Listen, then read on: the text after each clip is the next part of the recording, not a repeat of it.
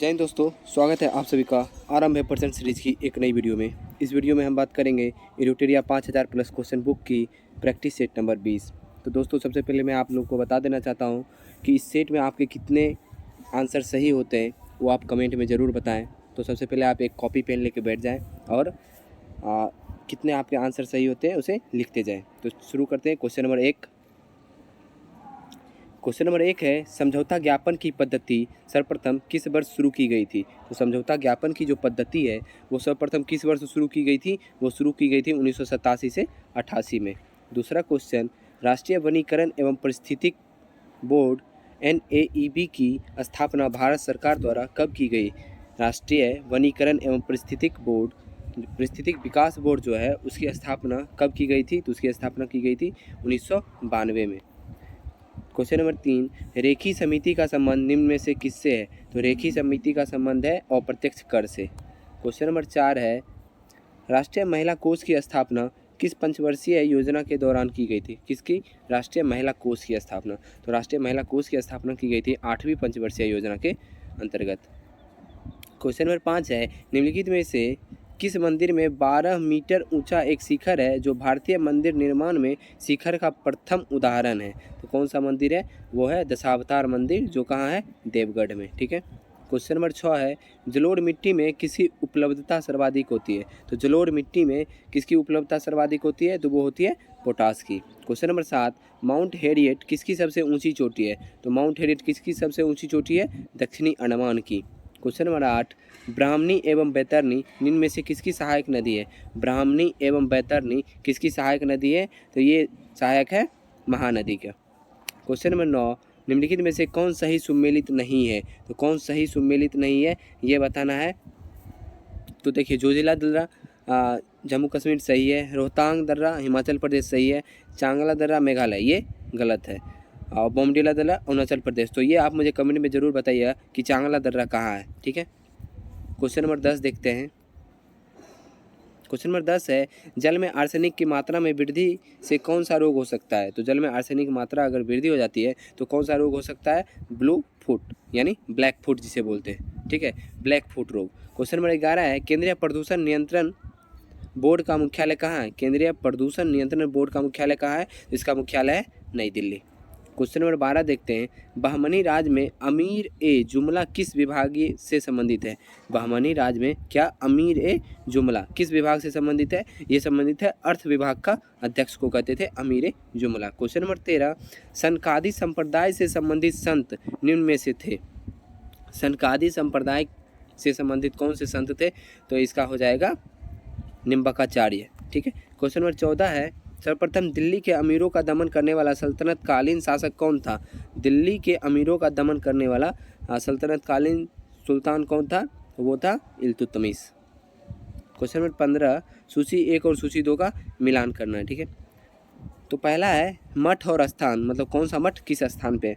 पहला है हेमिस मठ। तो हेमिस मठ कहाँ पे है? तो हेमिस मठ है लद्दाख में। दूसरा है तवांग मठ अरुणाचल प्रदेश। तीसरा है बोधि मंडा मठ, तो ये कहाँ पर है? यह बोधगया में। चौथा है नामग्याल मठ, यह है धर्मशाला है। तो इसका आंसर हो जाएगा 3, 1, 4, 2 यानी option number C. Question number 16 देखते हैं, अशोक के किस शिलालेख में धम्म यानी धर्म की व्याख्या की गई है? तो कौन से शिलालेख में धम्म की व्याख्या की गई है? ये की गई है 11वां शिलालेख में। ठीक है। क्वेश्चन नंबर 17 है, रेशम बनाने की तकनीक का विकास सर्वप्रथम किस देश में हुआ? तो रेशम बनाने की तकनीक का विकास सर्वप्रथम किस देश में हुआ? तो ये हुआ था चीन में। क्वेश्चन नंबर 18 देखते हैं, सविनय अवज्ञा आंदोलन के दौरान सरोजिनी नायडू ने कहां पर नमक डिपो पर धावा बोलने के लिए सत्याग्रहियों का नेतृत्व किया था? तो कहां पे किया था? ये किए थे धड़साना में। कहां पे? धड़साना में। ठीक है। क्वेश्चन नंबर 19, चोलों के शासनकाल में निम्नलिखित में से कौन एक ब्राह्मणों का संगठन था? तो कौन एक ब्राह्मणों का संगठन था? सभा जो थी वो ब्राह्मणों का संगठन थी चोल के शासनकाल में। क्वेश्चन नंबर 20 है, क्रांतिकारी और आस्थान से मिलान करना है। ठीक है। तो सबसे पहला दिया हुआ है लियाकत अली खां। तो लियाकत अली खां कहाँ से संबंधित है? इलाहाबाद से। दूसरा है खान बहादुर खां, तो ये कहाँ से थे? बरेली से। तीसरा है अजीमुल्ला। अजीमुल्ला कहाँ से थे? फतेहपुर से। और चौथा है बेगम हजरत महल। तो इसका आंसर हो जाएगा 4 3 1 2 यानी option number D. Question number 21 देखते हैं, अधोमुखी निस्पंदन सिद्धांत निम्नलिखित में से किस क्षेत्र से संबंधित है। तो अधोमुखी निस्पंदन सिद्धांत जो है वो किस क्षेत्र से संबंधित है, वो संबंधित है शिक्षा क्षेत्र से। क्वेश्चन नंबर 22 है, 1872 ईस्वी में नेटिव मैरिज एक्ट को पारित कराने में महत्वपूर्ण भूमिका निम्नलिखित में से किसने निभाई थी। तो किसने निभाई थी 1872 ईस्वी में, तो ये निभाए थे केशव चंद्र सेन। क्वेश्चन नंबर 23 देखते हैं, निम्नलिखित में से कौन सी घटना सबसे पहले हुआ। तो कौन सी घटना सबसे पहले हुआ ये बताना है। तो रोलैक्ट एक्ट कब हुआ था, 1919 में, ठीक है, सबसे पहले रोलैक्ट एक्ट ही हुआ था। क्वेश्चन नंबर 24 है, भारत के संविधान सभा का गठन किसके प्रस्ताव पर किया गया। तो भारत के संविधान सभा का संगठन किसके प्रस्ताव पर किया गया था, तो कैबिनेट मिशन के प्रस्ताव पर किया गया था। क्वेश्चन नंबर 25, निम्नलिखित में से मैकियावेली के लिए सरकार का कौन सा रूप आदर्श है। तो सरकार का मैकियावेली के लिए सरकार का कौन सा रूप आदर्श है, तो गणतंत्र। क्वेश्चन नंबर 26, निम्नलिखित में से कौन सा रीट व्यक्तिगत स्वतंत्रता का बुलवर्क है। तो कौन सा रीट व्यक्तिगत स्वतंत्रता का बुलवर्क है, तो इसका आंसर हो जाएगा बंदी प्रत्यक्षीकरण। क्वेश्चन नंबर 27 देखते हैं, निम्नलिखित में से कौन सा भारतीय संविधान द्वारा प्रत्याभूत मौलिक अधिकार है। तो भारतीय संविधान द्वारा प्रत्याभूत मौलिक अधिकार है, तो ये हो जाएगा समानता का अधिकार, प्रत्याभूत मौलिक अधिकार है, ठीक है। तो आप ये बता दीजिएगा कि भारतीय संविधान में मुख्य रूप से यानी वर्तमान में कितने मौलिक अधिकार हैं, ठीक है, कमेंट में लिख दीजिएगा। क्वेश्चन नंबर 28 देखते हैं, भारतीय संविधान में राज्य के नीति निर्देशक तत्व को शामिल करने का मुख्य कारण क्या है। क्या है राज्य के नीति निर्देशक तत्व को शामिल करने का मुख्य कारण, तो इसका मुख्य कारण कल्याणकारी राज्य की स्थापना करना। क्वेश्चन नंबर 29, निम्नलिखित में से कौन सी समिति संसद की अस्थायी समिति नहीं है। तो कौन सी समिति है जो संसद की अस्थायी समिति नहीं है। तो लोक लेखा समिति अस्थायी है, प्राक्कलन समिति भी अस्थायी है, लोक उपक्रम समिति भी अस्थायी है, यानी वित्त मंत्रालय की परामर्शदात्री समिति ये अस्थायी समिति नहीं है। क्वेश्चन नंबर 30 देखते हैं, केंद्रीय मंत्रिपरिषद के विरुद्ध अविश्वास प्रस्ताव कहाँ प्रस्तुत किया जाता है। तो केंद्रीय मंत्रिपरिषद के विरुद्ध अविश्वास प्रस्ताव कहाँ प्रस्तुत किया जाता है, ये किया जाता है केवल लोकसभा में। इंपॉर्टेंट क्वेश्चन है, इसको आप ध्यान में रखिएगा, ठीक है। क्वेश्चन नंबर 31 देखते हैं, जैविक ऑक्सीजन आवश्यकता एक प्रकार का प्रदूषण सूचकांक है। तो किस प्रकार का प्रदूषण सूचकांक है ये, तो ये है जलीय वातावरण में, ठीक है। क्वेश्चन नंबर 32 है, नदी का प्रदूषण मापा जाता है। तो नदी का प्रदूषण कैसे मापा जाता है, तो नदी का प्रदूषण मापा जाता है जल में घुली ऑक्सीजन की मात्रा से। क्वेश्चन नंबर 33 है, शुक्ला फांटा वन्यजीव अभ्यारण्य कहाँ स्थित है। शुक्ला फांटा वन्यजीव अभ्यारण्य कहाँ स्थित है, ये स्थित है नेपाल में। क्वेश्चन नंबर 34, लघु रेडियो तरंग शॉर्ट रेडियो वेव की खोज किस वैज्ञानिक द्वारा किया गया। तो किस वैज्ञानिक द्वारा ने शॉर्ट रेडियो वेव की खोज की थी, ये किए थे हेनरिक हर्ट्ज ने। क्वेश्चन नंबर 35, कील उखाड़ने का हथौड़ा किस उत्तोलक की उदाहरण है। किस उत्तोलक श्रेणी का उदाहरण है कील उखाड़ने का हथौड़ा, यह है प्रथम उत्तोलक श्रेणी का उदाहरण। निम्नलिखित में से कौन सी युक्ति यांत्रिक ऊर्जा को विद्युत ऊर्जा में रूपांतरित करता है। तो कौन सी युक्ति है, यह है डायनेमो, ठीक है। डायनेमो, पवन चक्की भी वही काम करता है और टरबाइन भी वही काम करता है, इनमें से सभी हो जाएगा इसका आंसर। क्वेश्चन नंबर 37 देखते हैं, गुरुत्वीय त्वरण के संबंध में कौन सा कथन असत्य है, यानी कौन सा कथन गलत है वो बताना है, ठीक है। देखते हैं, जी का मान भिन्न भिन्न स्थानों पर भिन्न भिन्न होता है, बिल्कुल सही है। जी का मान 9.81 मीटर प्रति सेकेंड होता है, ये भी सही है। जी अदिश राशि है, ये बिल्कुल गलत है। इनमें से सभी सत्य है, मतलब ऑप्शन नंबर सी जो है ये असत्य है। क्वेश्चन नंबर 38, द्रवों के तापमान में वृद्धि करने पर उसके श्यानता पर क्या प्रभाव पड़ता है। द्रवों के तापमान में जब वृद्धि करेंगे तो उसकी जो श्यानता है उस पर क्या प्रभाव पड़ेगा, उसकी श्यानता घट जाएगी। क्वेश्चन नंबर 39 देखते हैं, निम्नलिखित में से कौन सा तत्व विद्युत धारा का चालक है। तो कौन सा तत्व है जो विद्युत धारा का चालक है,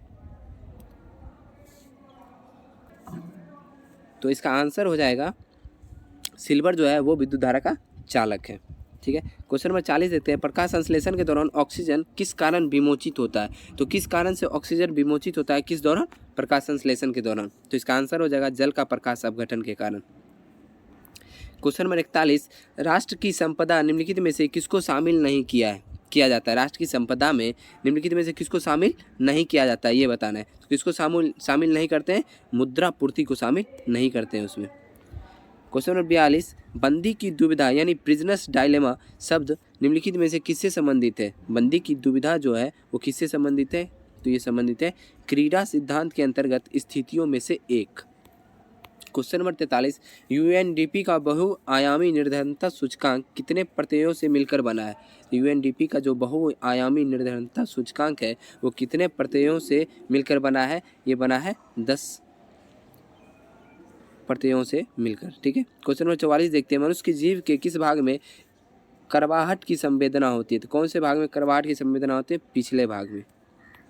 क्वेश्चन नंबर 45 है, निम्नलिखित में से कौन सा एंजाइम प्रोटीन को पेप्टोन में बदल देता है? तो प्रोटीन को पेप्टोन में कौन सा एंजाइम बदल देता है? पेप्सिन। देखते हैं क्वेश्चन नंबर 46, निम्नलिखित में से कौन सा विटामिन हमारे शरीर में सबसे तीव्रता से बनता है? तो कौन सी विटामिन हमारे शरीर में सबसे तीव्रता से बनता है? तो विटामिन डी। क्वेश्चन नंबर 47, निम्नलिखित में से किस भाग में पाचक एवं शोषण नलियाँ क्रॉस करती है? तो पाचक एवं शोषण नलियाँ किस भाग में क्रॉस करती है? ये क्रॉस करती है ग्रसनी में। क्वेश्चन नंबर 48 है, रक्त में मूत्रामल के उच्च स्तर के कारण निम्नलिखित में से कौन सा रोग होता है? तो कौन सा रोग होता है? ये होता है गाउट रोग, मूत्रामल में उच्च स्तर के कारण। ठीक है। क्वेश्चन नंबर 49 है, आँख का वह कौन सा भाग है जिसमें वर्णक होता है जो किसी व्यक्ति की आँखों का रंग निश्चित करता है? तो कौन सा भाग है? यह है आइरिस। क्वेश्चन नंबर 50 है, गोल कृमि एक मानव परजीवी है जो निम्न में से किस में पाया जाता है? गोल कृमि किस में पाया जाता है? ये पाया जाता है क्षुद्रांत में। किस में? क्षुद्रांत में। तो आज का सेट यही समाप्त हो गया, लेकिन कुछ इंपॉर्टेंट पॉइंट है उसे भी हम लोग देख लेते हैं। इंपॉर्टेंट पॉइंट ये है, वैष्णव संत द्वारा स्थापित मत। सबसे पहला है श्री संप्रदाय, तो किसके द्वारा? राम अनुजाचार्य के द्वारा विशिष्ट द्वैतावाद के ये संपादक थे। दूसरा है ब्रह्मा संप्रदाय, तो किनके द्वारा? माधवाचार्य के द्वारा। कौन से सिद्धांत के तहत? द्वैतवाद सिद्धांत के तहत। तीसरा है रुद्र संप्रदाय, तो इसके संस्थापक कौन थे? विष्णु स्वामी, और किस सिद्धांत के तहत? शुद्ध द्वैतवाद के तहत। चौथा है संकादिक संप्रदाय, तो इसके संस्थापक कौन थे? निम्बकाचार्य। कौन सा इनका सिद्धांत क्या था?